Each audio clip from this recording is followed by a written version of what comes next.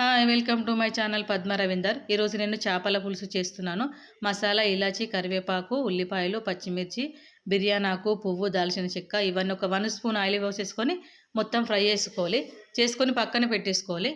పసుపు, కుడక పొడి, ధనియాల పొడి, ఉప్పు, కారము, జీలకర్ర, మెంతుల పౌడరు, అల్లం వెల్లుల్లి పేస్టు ఇవన్నీ రెడీ పెట్టేసుకొని మనం ఫిష్ పులుసు అనేసరికి మనం చింతపండు ఫస్ట్ నానబెట్టుకుంటాం కదా.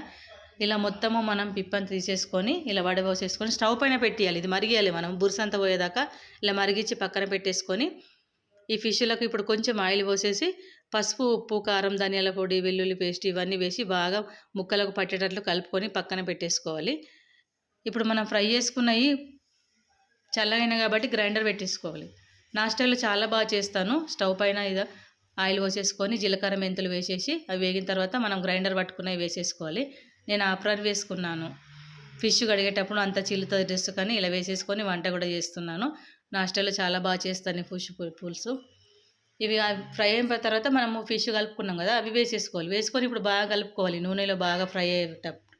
ఇప్పుడే కదా మనం కలుపుకునేది, తర్వాత మనం కలపలేము, ఇవి ఇరిగిపోతాయి చేస్తాయని. ఇలా కలిపేసుకొని ఒక 10 మినిట్స్ ఆగిన తర్వాత మనము మరిగిన పులుసు పోసేసుకోవాలి. ఇలాంటి ఫుడ్ వీడియోలు మరిన్ని లైక్ చేయండి, షేర్ చేయండి, నా ఛానల్ సబ్స్క్రైబ్ చేసుకోండి. ఒక 10 మినిట్స్ మూత పెట్టేసి ఇలా మరిగిస్తే చూడండి, గ్రేవీ ఎంత చాలా బాగా వచ్చింది, సూపర్ అయింది.